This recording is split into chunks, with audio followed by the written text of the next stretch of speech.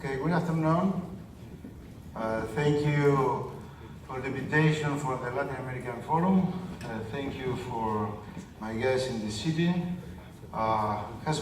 Congratulations. In Paraguay, you are trying to promote second generation reforms.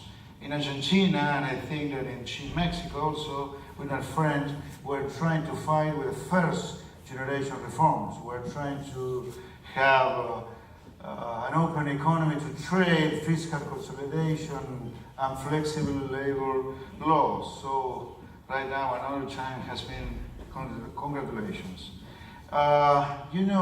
During this year, I will run for the presidency in Argentina, and my speech will be concentrated on what Argentina needs to do to promote sustainable growth, an issue that Argentina has avoided during the last 80 years.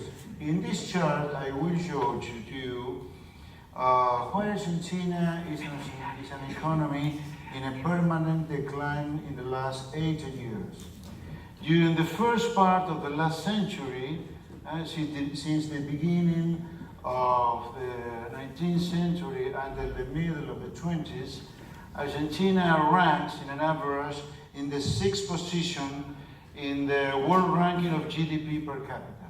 In an average, Argentina ranks the 6th position in this ranking. But since the middle of the last century, with the first government of Juan Domingo Perón, Argentina began a steady decline, and right now the position in this GDP per capita world ranking is very near 70. What had happened in Argentina in the last 80 years, which has been causing this shocking decline? We are promoting during the discussion in the following months in the presidential elections what Argentina needs to do to promote sustainable growth.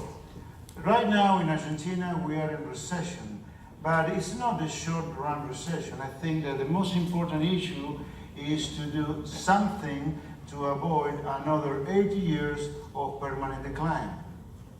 And these are the things that we are going to discuss Sweden Party and for the population in Argentina during this year.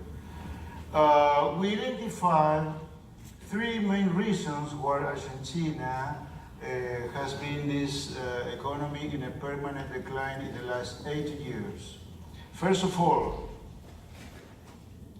Argentina, due to a wrong strategy to promote industry substitution or industry protections, has became an economy very close to trade. One of the most important reasons why emerging markets has had sustainable growth in the last 50 years is to be open to trade. So Argentina began to close the economy year by year in the last 80 years. So right now only Argentina export very near 10% of the GDP, when very near the crisis of the Great Depression, Argentina export represented 70% of the GDP. Of course, another way to measure how close is an economy to trade is comparing export against GDP or imports against GDP. So, because to promote sustainable growth in exports, you need to be an economy very open to imports. But not due to the retaliation process.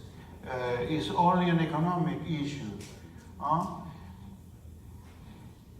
For example, another way to see the Argentine decline to commercial trade is to see the percentage of Argentine export on world exports. At the middle of the last century, the Argentine export represents very near 3% of total world export, and right now they are near 0.36%.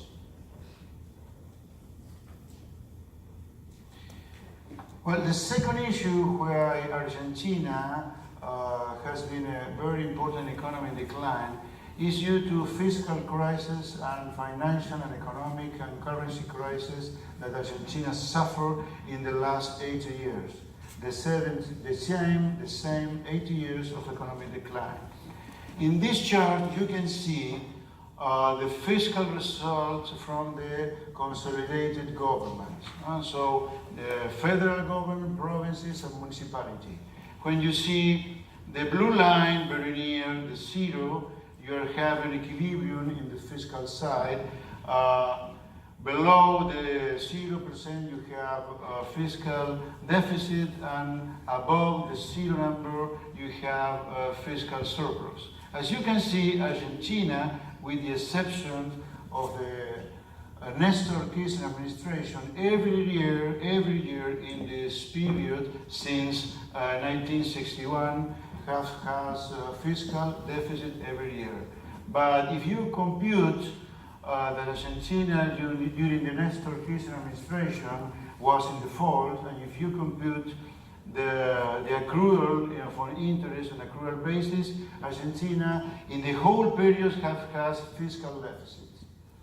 It is an important issue, but most important are the crises which this fiscal deficit and steady growth has produced. The Rodrigazo at the middle of the 70s, the crisis of the Tablita, the Martinez Dios during the beginning of the 80s, at the end of the 80s, the hyperinflation, the crisis of the convertibility plan at the end of the 90s, and the crisis that we have in the last year during 2018. You can account 1 crisis, 2 crises, 3 crises, 4 crises, 5th crisis in these 50 years. The crisis in an average every 10 years. Another issue that you can see in this chart is that very near the crisis, fiscal deficit began to be bigger and bigger. And after that, after the crisis, there is a sensation that the fiscal deficit began to reduce. But after that, at another time, they began to grow until another crisis. So around the crisis, we have a circle with an increasing of fiscal deficits, and after that, a reducing of fiscal deficit. But at the end, we have another crisis. Every plan, it is another important issue, I think. Every plan in the last 50 years has ended with a crisis. The crisis of Rodrigazo, the crisis with Lorenzo Sigo at the Ministry of Economy, the crisis, the hyperinflation, or the crisis of the Austral plan during the 80s, the crisis of the convertibility plan, and the crisis and the currency crisis within the Macri administration. So a very important issue of this chart is Argentina needs to avoid fiscal deficit to avoid financial and currency crisis. The problem is how to reduce fiscal expenditure due to the tax pressure is on a sustainable level. So it is a political issue that in my party will front during this election year.